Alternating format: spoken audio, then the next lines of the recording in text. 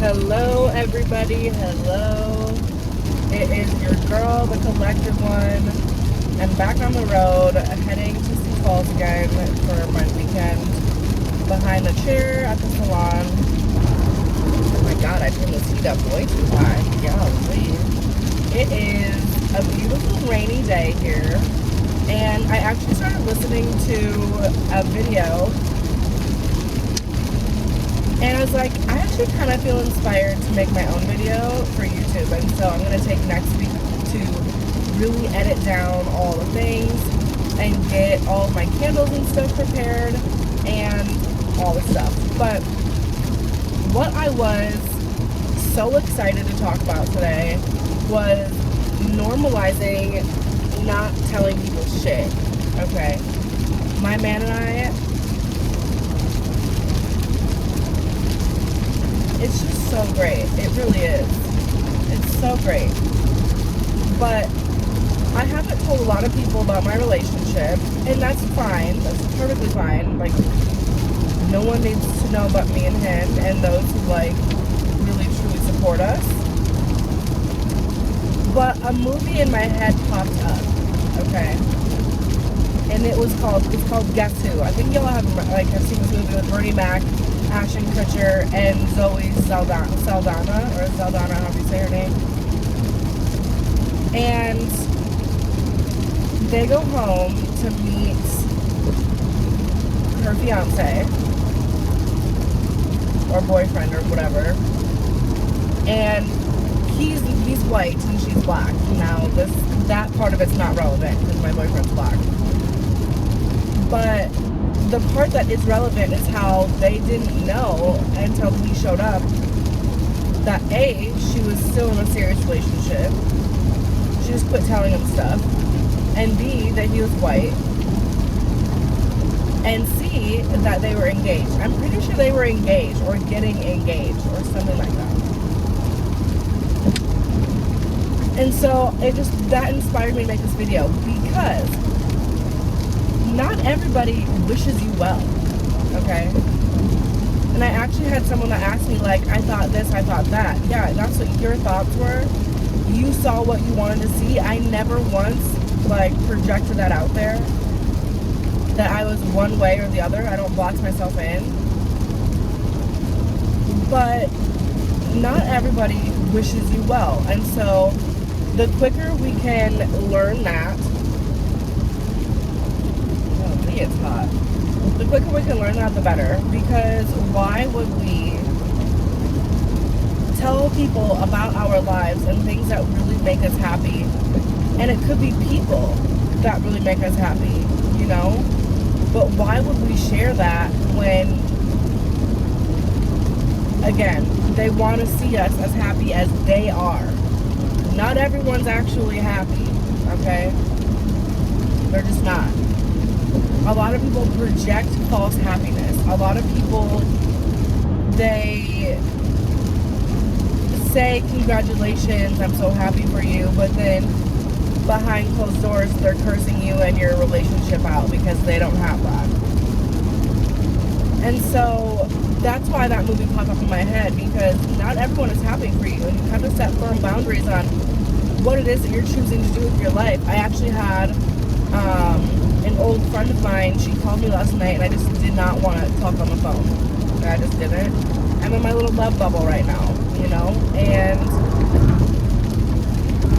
in this love bubble, it feels right, you know? And one of the biggest reasons why I didn't want to talk to her was because I'm like, fucking A, bitch, you're unhappy right now. And that's fine. You're allowed to be, because you're going through a really terrible time. You know, you're going through a nasty divorce. It's not great, you know, and I don't know. I can't tell her anything about my relationship because she is judgmental. And, you know, again, just because she wouldn't choose it, she thinks that that's wrong, that I'm choosing it for myself, which is not even the case. Like, for some people, how quickly my relationship is progressing, that's too fast. For other people, like myself, like, it's perfectly fine because I've been doing the healing work. I've been doing the clearing work. I've been doing my reflection work. I've been doing all the things that I need to do for myself in order to align myself with a relationship that also reflects where I'm at. And so, of course I'm not going to tell her anything. But I also have nothing else to talk to her about either on the phone, because that's what I'm doing right now, is I'm in my relationship bubble. I don't have time or capacity right now to hear about her terrible divorce. I don't have time or capacity to hear her complain about how men are, because women are the exact same way. They just are more covert about it, where men are not. And I didn't want to do it. And so, in the spirit of protecting myself, in the spirit of protecting my relationship, in the spirit of protecting my spirit, I had to put a firm boundary up and stand on that. And I actually realized that after my last conversation with her, and I was like, God, I can't tell you shit now. Like, so that means that you're now moved to the outer circle, because I'm like, you don't get to give me advice because A, you're going through a divorce right now. B, you gave an ultimatum to someone who, what did you expect was going to happen over something that wasn't that big of a deal, you know? Could it have been cut back on? Yeah, but to give him an ultimatum to divorce or stop smoking weed, he chose what made him feel comfortable, and that was not you. So you can't feel some type of way about that, okay? And you also already knew what it was when you got into the relationship. Ooh, lightning strike down. What a blessing. I get to have a little lightning show and thunder show. I love a good thunderstorm. So I'm like, bruh, you don't get to do all that. You don't get to give me that advice, because your advice here is A, not valid, B, unwarranted, and C, I didn't solicit your advice. So keep it to your motherfucking self. And because of that, I don't have shit to talk about with you. Again, that's fine. That's just a season right now. But my relationship is in its early phases where I don't need your negativity coming in and trying to keep me single because you're unhappy being single. I don't like that shit. And I've also never been that friend. And I never did that with her. I said that shit. I go, even when I was going through my stuff with my now ex, I still didn't, oh, I hope I didn't kill it. I still didn't project negativity onto you. I still was very much supportive of your relationship. I was very much taking both of your guys' sides, playing devil's advocate, helping you see a different perspective, all the things. And I said that, and I said that to her, and I was like, you don't get the right to do that, because I have never done that to you. And because I've never done that to you, I would really remind you and thank you to not do that to me. Okay? The fuck? For real, the fuck? Why? Why did you feel like you needed to do that? Is it because your spirit is jealous?